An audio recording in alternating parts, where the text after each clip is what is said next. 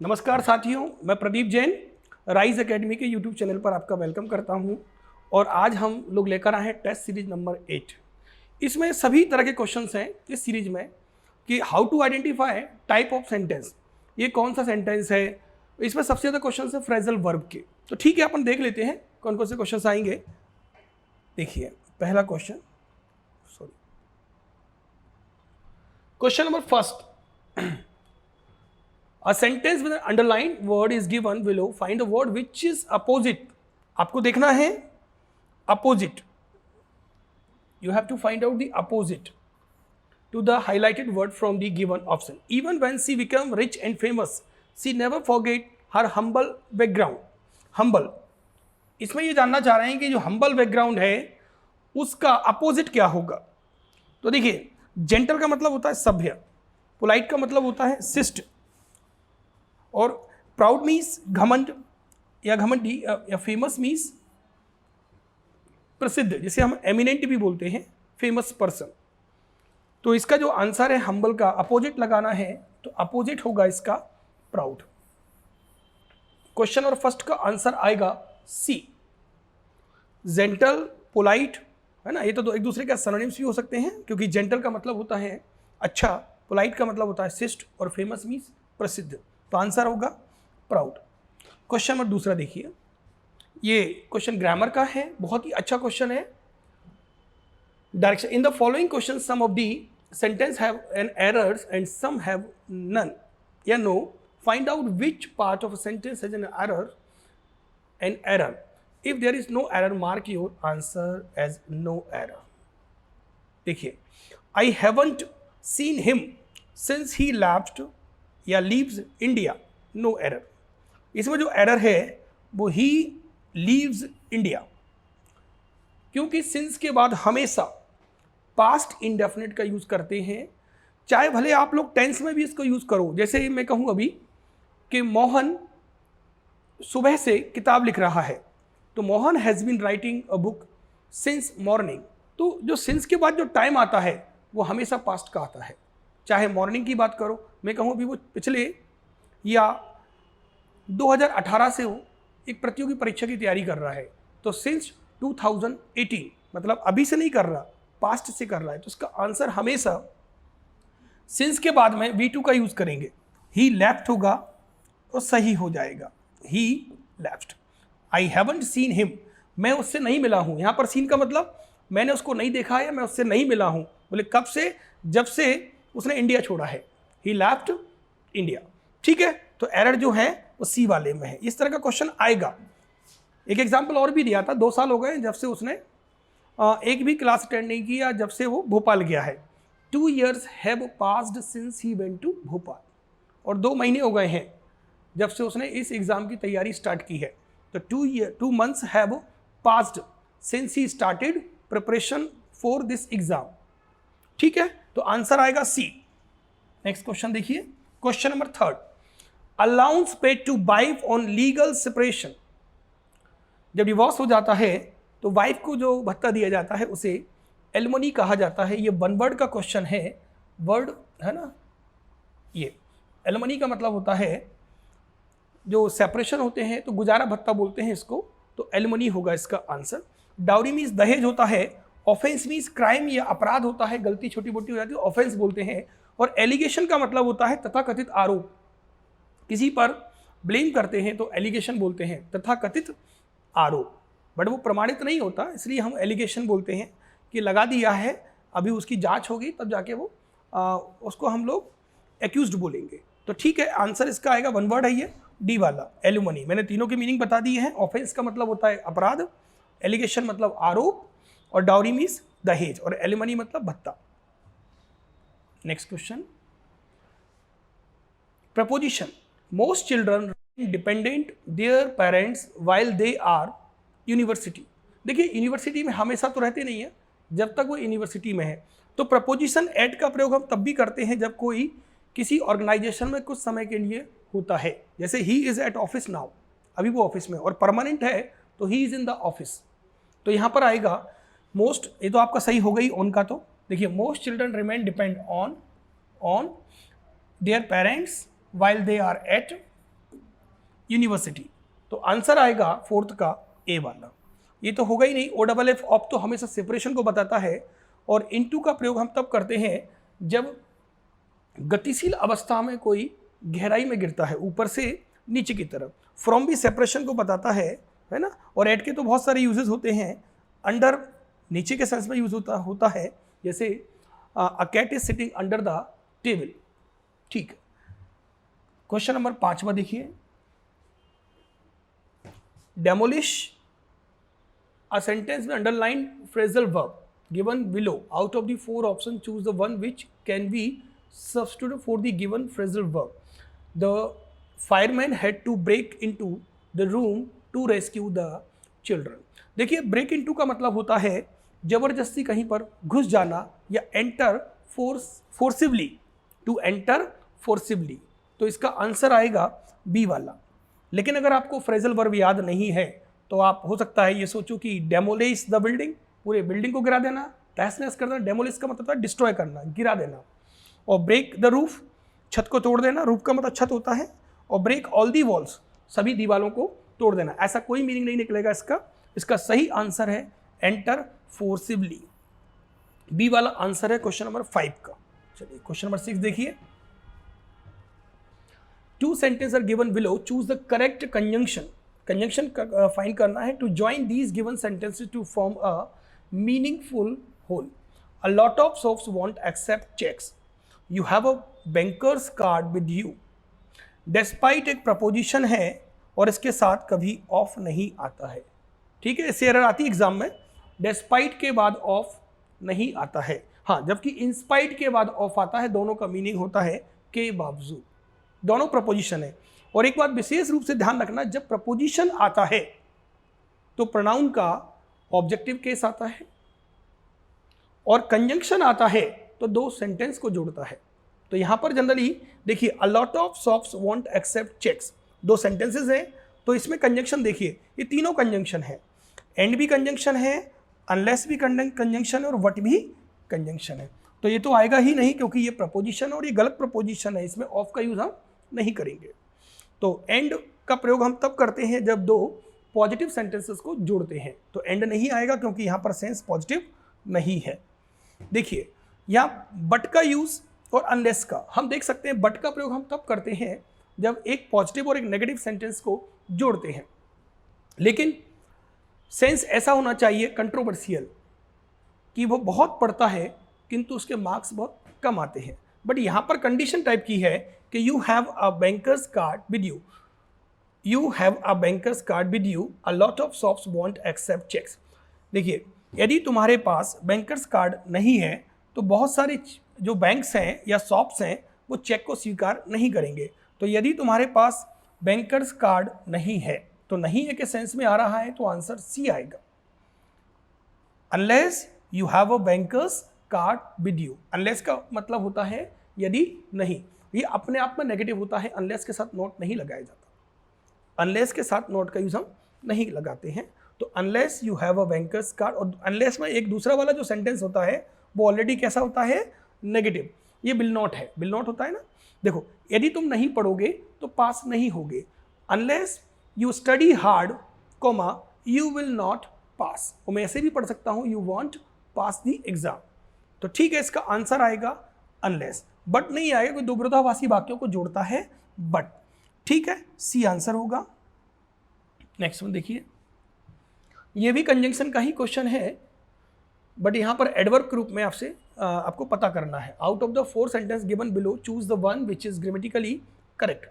Scarcely had I reached the station when the train arrived. Scarcely had I reached the station, देखो ये गलत है। कभी भी हार्डली स्कार्सली के बाद देन नहीं आता है, हार्डली स्कार्सली के बाद व्हेन या बिफोर का यूज किया जाता है। Scarcely had I reach the station, ये भी गलत है। स्कार्सली हैड आई रीच, देखो हैड के साथ हमेशा B3 का यूज करते हैं, और ये भी गलत है, दो। तो इसका मतलब आंसर क्या हुआ, हेड के साथ आता है V3, और वो सिर्फ इसमें ही दिया है। ये आंसर है मैं स्टेशन पहुंचा ही ना था कि ट्रेन आ गई। देखो अराइव का मतलब होता है आ पहुंचना, तो आंसर आएगा ए वाला, scarcely had I reach the station when the train arrived. Clear हो गया? नेक्स्ट वन देखते हैं।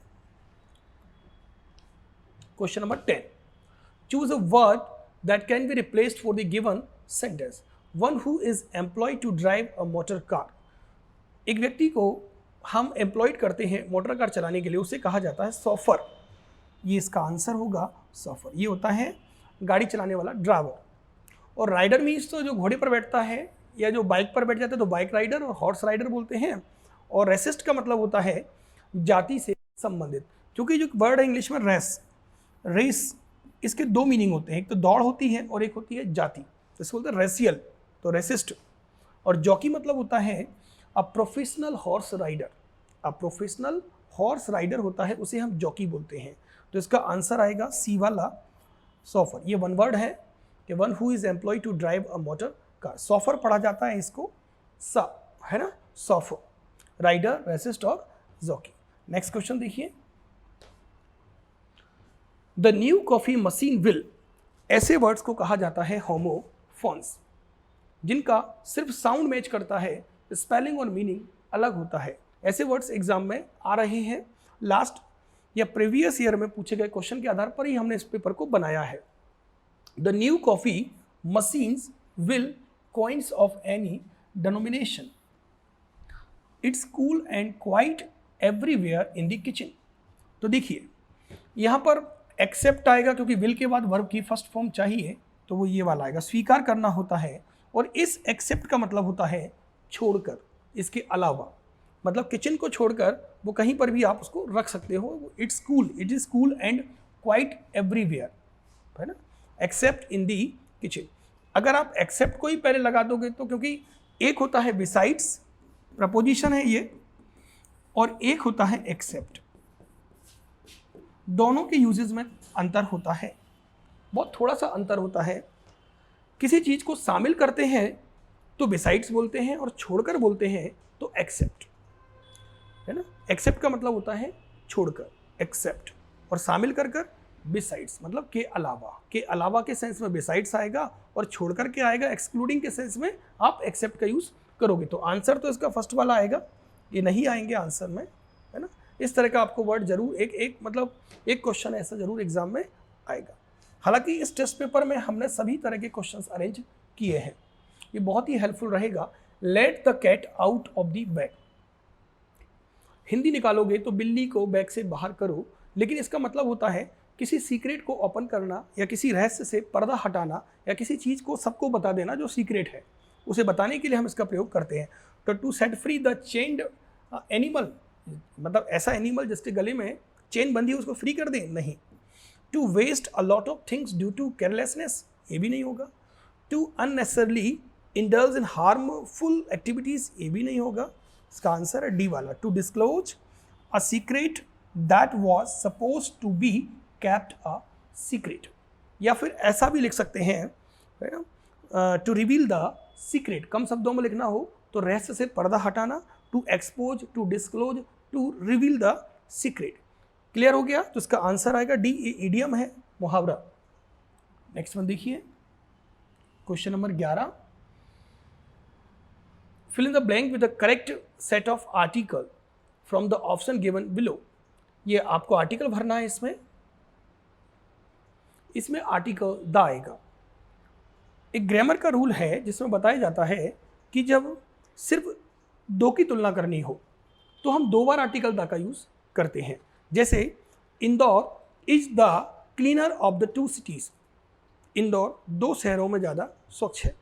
Sita is the wiser of the two friends, Sita is the wiser of the two friends, दो बार आप द का यूज करेंगे, द कंपैरेटिव, फिर ऑफ द टू। इसमें यहाँ पर भी द आएगा, यहाँ पर भी द आएगा।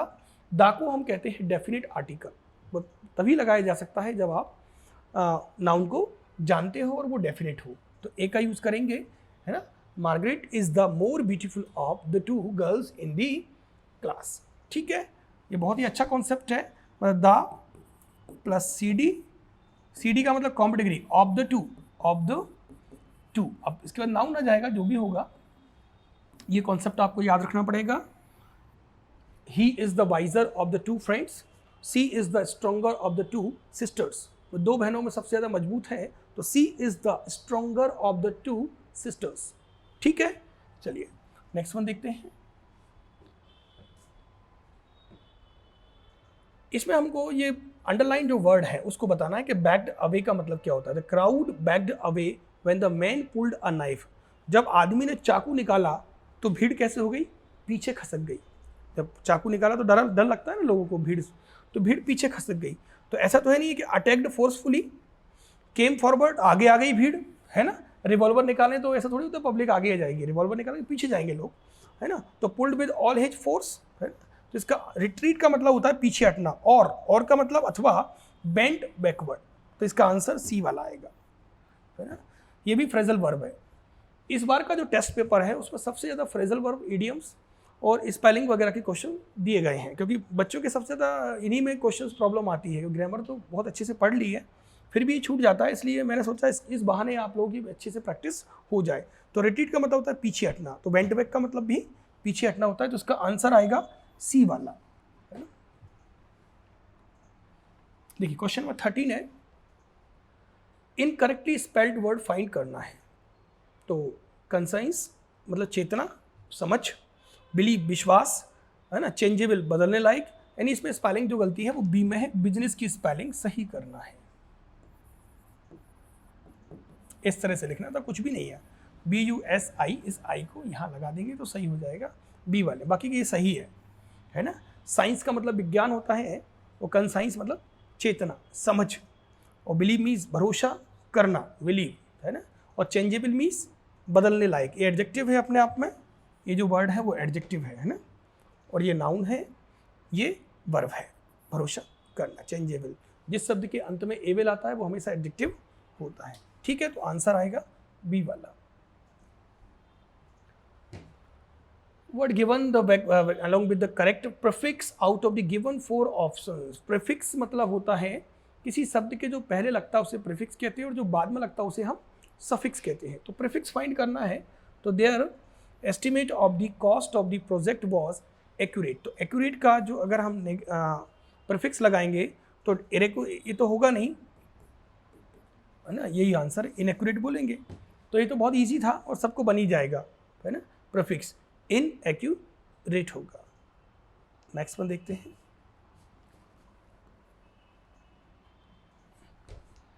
इसमें भी वही क्वेश्चन है प्रीफिक्स का ही, कि एवरीवन लाफ्स एट। एक ध्यान रखना है कि लाफ के बाद में हम प्रपोजिशन एट का प्रयोग करते हैं जब कोई किसी चीज़ पर हम हंसते हैं, है ना।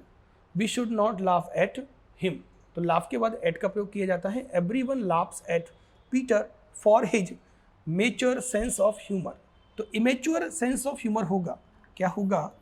इमेच्योर सेंस ऑफ ह्यूमर होगा, डिसमेच्योर, इनमेच्योर, इरमेच्योर नहीं होता है। सही आंसर होगा इमेच्योर सेंस ऑफ ह्यूमर।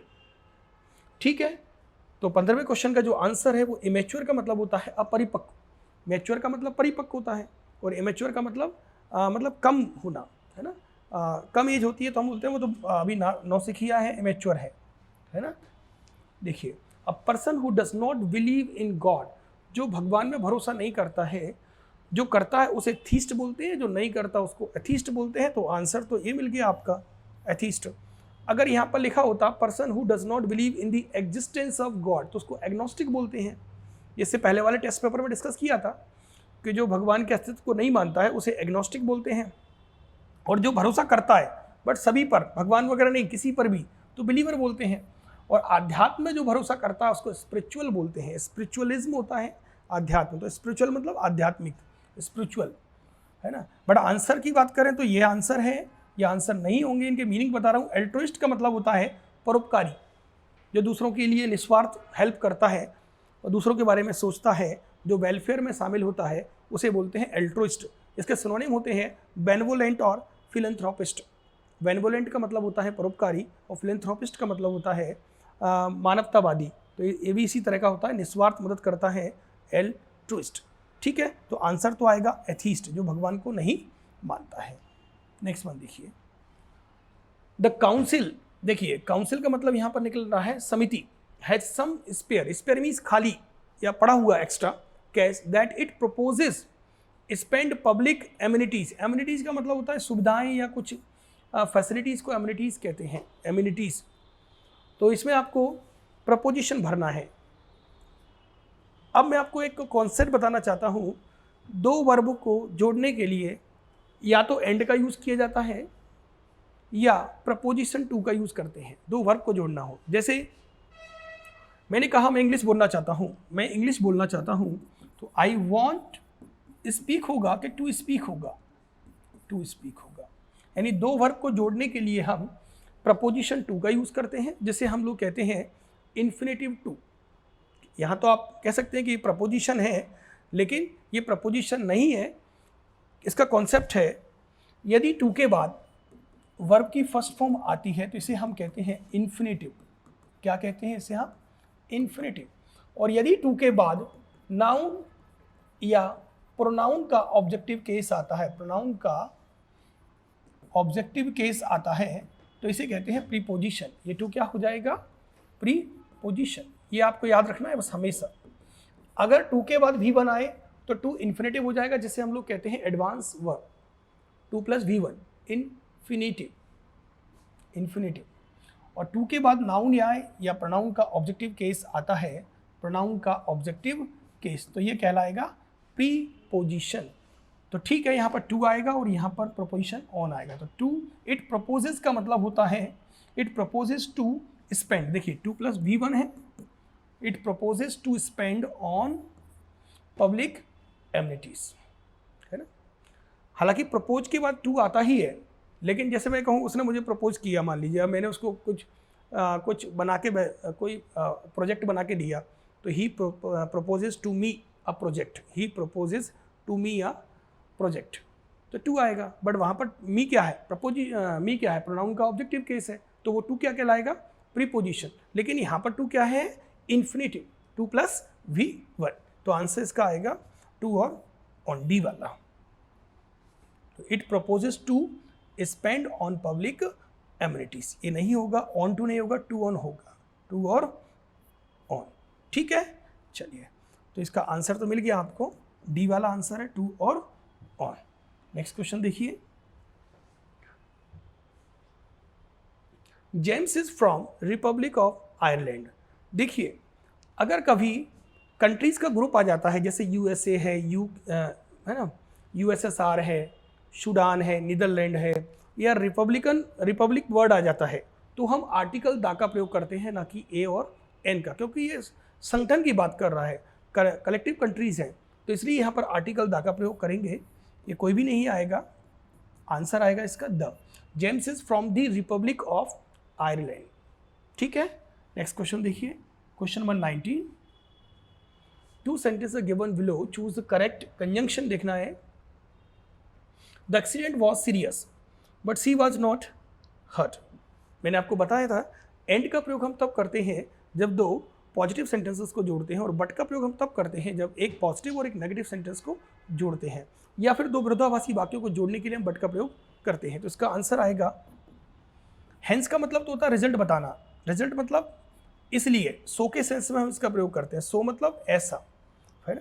तो ये नहीं होगा आंसर, ये भी नहीं होगा आंसर, बट होगा, है ना।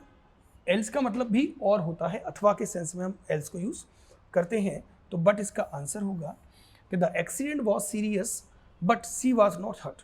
एक दुर्घटना बहुत खतरनाक थी, एक्सीडेंट, लेकिन उसको हर्ट नहीं हुआ। हर्ट की तीनों फॉर्म्स एक जैसी होती नहीं, आप कन्फ्यूज हो, हर्ट हर्ट हर्ट, है ना। नेक्स्ट वन देखिए, a sentence with an underlined phrase verb is given below out of the my doctor wants me to cut back on sweet and fatty foods। Fatty मतलब जो मोटा करने वाली चीज़ें हैं या खाने के जो पदार्थ हैं, स्टफ्स हैं, उनके लिए। तो कट बैक, ये पूरा फ्रेजल कट बैक ऑन, इसका मतलब होता है यहाँ पर इंक्रीज द इनटेक, नहीं होगा। ईट इन लार्ज अमाउंट, ये तो गलत हो जाएगा, मना किया है। थ्रो अवे, फेंक देने से कुछ नहीं। क्या करें? कंज्यूम लेस, कम से कम उपभोग करें उसको, किन को? स्वीट्स एंड फैटी फूड्स को। तो ये वाला आंसर आएगा, wants me to cut back on sweets and fatty foods। ये फ्रेजल वर्ब है। इसके एवज में हमें बताना था कि इसके बदले में कौन सा जो वर्ड है वो आ सकते हैं, तो कंज्यूम लेस। ठीक है, 20 का आंसर सी आएगा, ये नहीं हो सकते हैं। नेक्स्ट क्वेश्चन देखिए, the following sentence in split in 3 parts and है ना, ईच वन इज लेवल्ड, तो you have to find out the correct sentence या इनकरेक्ट। तो इसमें हम पढ़ के देखते हैं, when I will come I will call you.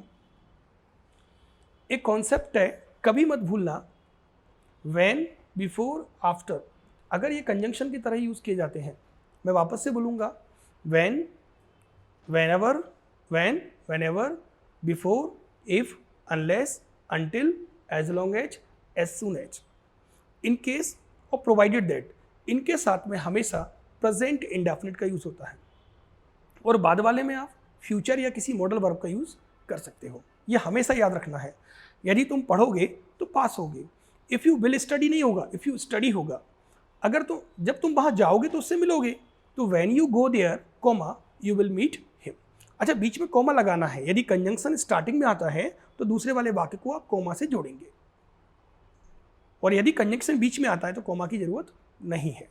तो मैं वापस से रिकॉल करता हूँ, if, unless, until, as long as soon as, before, after, when, whenever, in case और प्रोवाइडेड दैट। इनके साथ में हमेशा प्रेजेंट इंडेफिनिट का यूज करें, ना कि फ्यूचर इंडेफिनिट का। तो वही गलती हो रही है इसमें भी। देखिए, व्हेन आई विल कम, तो व्हेन आई विल कम नहीं होगा, व्हेन आई कम कंडीशनल है ना, जब मैं आऊँगा। आई विल कॉल यू, मैं तुम्हें कॉल करूँगा। तो इसमें किस पार्ट में गलती है? ए वाले में। तो अगर हम देख लेते हैं कौन सा वाला है, ए वाला, when I will come I will call you, ये तो सही है। तो बी वाले में गलती है। यहाँ पर अगर हम फाइंड करें तो इसको बोलते हैं, है ना, इसको हम बोलते हैं एरर डिटेक्शन। एरर डिटेक्शन के रूप में क्वेश्चन आता है आप लोगों को। तो व्हेन आई विल कम, तो विल कम की जगह होगा व्हेन आई कम। ठीक है, बाकी का ये तो सब सही है। हमें हमारा जो एरर है वो इस वाले पार्ट में है, ये आंसर है। विल को हटा देंगे, व्हेन आई कम होगा। ठीक है, नेक्स्ट वन देखिए, ये पूछा है इन्होंने, एनहिलिटेड का मतलब क्या होता है? इसका मतलब होता है डिस्ट्रॉय करना, खत्म कर देना या नष्ट कर देना होता है। तो मुझे ऐसा याद है, ये पहले भी हमने डिस्कस किया है वर्ड।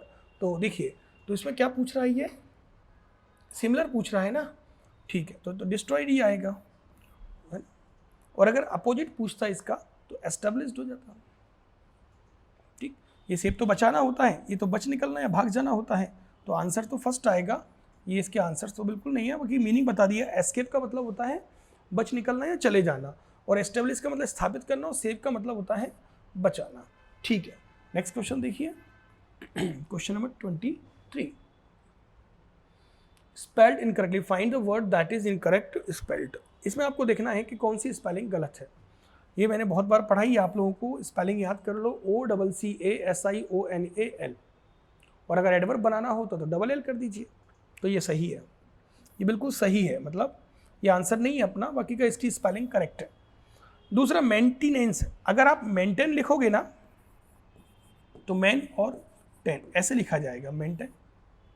लेकिन मेंटेनेंस लिखोगे तो इस तरीके से लिखा जाएगा, तो ये भी सही है। ठीक है, मिस्चीवियस का मतलब होता है शरारती, नटखट, शैतान, है ना। तो आंसर है अपना बी वाला। इसमें सी एक आएगा, NECE, नेसेसरी, है ना, नेसेसरी, NECESSARY, है ना। तो इसमें करेक्शन करेंगे आप, आंसर ये वाला है। बाकी का ये सब सही है, पहले से सही है। मतलब हमें जो फाइंड करना है, इसने पूछा है कि इनकरेक्टली कौन सा है, तो इनकरेक्टली कौन सा है, बी वाला। नेसेसरी की स्पेलिंग याद कर लीजिए, NECESSAR होता है, जिसका मतलब होता है आवश्यक, और मिस्चीवियस का मतलब शरारती, और मेंटेनेंस ओकेजनली आपको पता है। Question number 24, fill in the blank with the correct article from the option given below.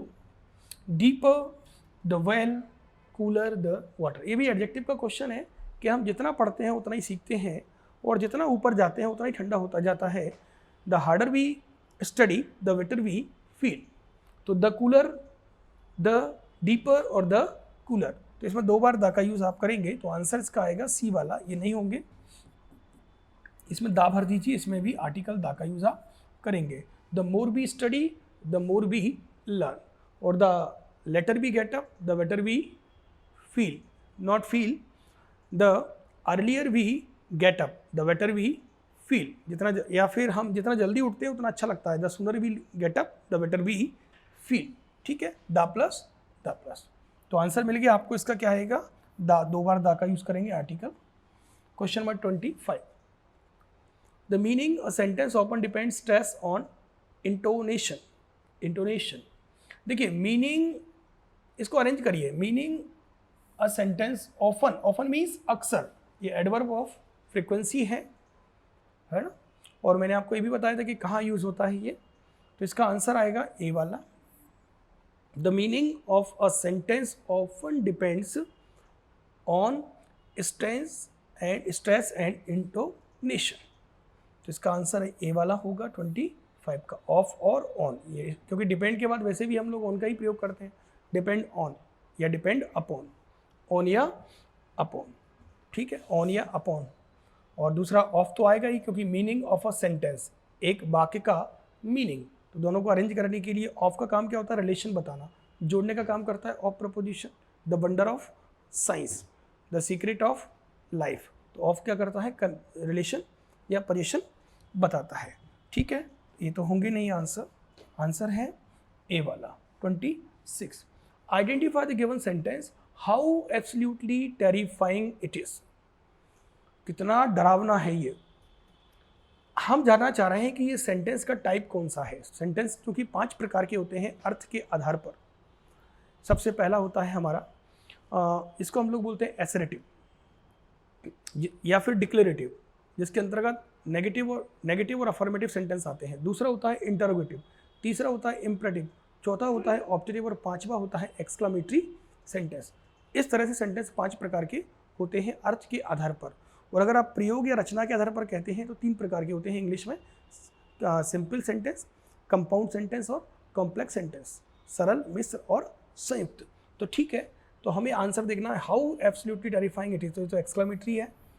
बोले कैसे पहचानेंगे, देखिए साइन से आप आसानी से पहचान सकते हैं, और वैसे भी हाउ प्लस एडवर्ब है ना, how absolutely terrifying it is, है ना, इम्परेटिव तो होगा नहीं, इंटरोगेटिव भी नहीं है और डिक्लेरेटिव भी नहीं है ना। डिक्लेरेटिव उसी को कहते हैं, असरेटिव को ही, डिक्लेरेटिव असरेटिव को ही कहते हैं। जैसे Mohan is going to market, तो Mohan is going to market जो है वो डिक्लेरेटिव भी है और असरेटिव भी है। लेकिन Mohan is not going to market negative है, और is Mohan going to market interrogative है, और गो टू मार्केट इम्परेटिव है, आदेशात्मक है ना, इम्परेटिव। और ऑप्टेटिव का मतलब होता है जो में से स्टार्ट होता है ना, और ये एक्सक्लामेटरी है, ठीक है। नेक्स्ट क्वेश्चन देखिए, identify the given sentence, could you please help me to find this address, क्या आप मुझे इस पते को लगाने में या फाइंड आउट करने में हेल्प करेंगे मेरी, इस एड्रेस को, could you please help me to. तो ये जो सेंटेंस का टाइप है वो इंटरोगेटिव है, वैसे भी इससे पता चल जाता है। ये पंक्चुएशन आपकी काफ़ी मदद करता है ये फाइंड आउट करने में कि अगर किसी सेंटेंस के अंत में इस तरह का साइन दिया है, ये दिया है ना, या कॉमा दिया है, तो किस तरह का सेंटेंस होगा। तो इसमें तो इंट्रोगेटिव ही है और कुछ नहीं कर सकते, इंट्रोगेटिव इज राइट आंसर, ये तो होंगे नहीं। Next, did the principal come into the hall, student stood up. देखिए हार्डली के बाद कभी भी कॉम्बिनेशन में देन नहीं आता, हार्डली के बाद वैन या बिफोर आता है, और हार्डली का मतलब होता है मुश्किल से ही, ये अपने आप में नेगेटिव एडवर्ब होता है, हार्डली स्कार्सली। और नो सुनर के बाद देन आता है, नो सुनर और देन, ठीक। नो सुनर के बाद ये वाला देन नहीं आता है, THAN आता है, तो ये तो आएगा नहीं, ये भी नहीं आएगा। और नॉट ओनली के बाद हम कॉम्बिनेशन में बट ऑल्सो का प्रयोग करते हैं, नॉट ओनली बट ऑल्सो, जिसे हम लोग कोरिलेटिव कंजंक्शन भी ही कहते हैं। तो ठीक है, नो सुनर के बाद देन आएगा, तो आंसर इसका होगा बी वाला। और एक बात ध्यान रखना, नो सुनर आया, डेड आया, डेड के बाद हमेशा वर्ब की फर्स्ट फॉर्म, और अगर यहाँ हेड होता तो वर्ब की थर्ड फॉर्म। चूँकि कम की सेकेंड फॉर्म और थर्ड फॉर्म एक जैसी, देखिए फर्स्ट फॉर्म होती है कम, सेकेंड फॉर्म केम, और थर्ड फॉर्म वापस से कम ही होती है। मीन्स मैं ये बताना चाह रहा हूँ फर्स्ट और थर्ड फॉर्म एक जैसी होती है, सेकंड फॉर्म अलग होती है। कम के कम फर्स्ट फॉर्म होती है और कम ही थर्ड फॉर्म होती है। लेकिन पहचानने का बहुत आसान तरीका है कि हेल्पिंग वर्ब आएगी तो थर्ड फॉर्म होगी और नहीं तो फर्स्ट फॉर्म होगी विदाउट हेल्पिंग वर्ब। कम के कम, ठीक है। तो आंसर मिल गया हमको question number 29। Replace the underline phrase with a single word. I can't make out what you are saying, can you speak loudly. देखिए यहाँ पर ये पूछना चाह रहे हैं कि मेक आउट का मतलब क्या होता है। ये फ्रेजल वर्ब है। मेक आउट का मतलब होता है अंडरस्टैंड करना, समझने के लिए मेक आउट का यूज़ हम करते हैं। तो राइट, कन्फर्म और लिसन। तो इसका अगर हमें याद है तो मेक आउट का मतलब होता है समझना, अंडरस्टैंड करना होता है मेक आउट। हालांकि इसका एक फ्रेजल वर्ब और होता है ब्रिंग होम। ब्रिंग होम इसका मतलब भी वही होता है मेक आउट। मेक आउट नहीं तो कोई कॉमन सेंस लगाए तो ब्रिंग होम का मतलब घर लाना हो जाएगा। और एक होता है ब्रिंग टू बुक, इसका मतलब होता है दंड देना किसी को। ब्रिंग टू बुक का मतलब पनिश करना, ब्रिंग टू बुक, ये भी फ्रेजल वर्ब है। इसका आंसर हमें मिल गया। अंडरस्टैंड करना होता है मेक आउट का। I am unable to make out what are you doing, मुझे नहीं समझ में आ रहा कि तुम क्या कर रहे हो, है ना। तो I am unable to make out, तो अंडरस्टैंड होता है। Next, you must learn how to customers. देखिए हम ये वर्ड एग्जाम में फ्रेजल वर्ब है। डील विद का मतलब होता है किसी पर्सन को डील करना। और अगर मान लीजिए डील इनका यूज़ करते हम तो इसका मतलब होता है कि व्यापार करना, किसी वस्तु का व्यापार करते हैं। उसके फादर कपड़े का व्यापार करते हैं तो डील इन क्लॉथ। तो डील इन का मतलब होता है ट्रेड करना। डील इन मतलब होता है ट्रेड करना, ट्रेड। और डील विद का मतलब होता है ट्रीट करना। डील विद का मतलब होता है ट्रीट करना। डील विद मतलब ट्रीट करना होता है। डील विद का मतलब होता है ट्रीट करना, TREAT, ट्रीट। मतलब हिंदी में लिखेंगे व्यवहार करना और ये व्यापार करना। डील विद मतलब व्यवहार करना और डील इन व्यापार करना। तो इसका आंसर आएगा डील विद, है ना। डील थ्रू, डील बाय और डील अंडर इसका आंसर नहीं होगा। ठीक है, चलिए थैंक यू।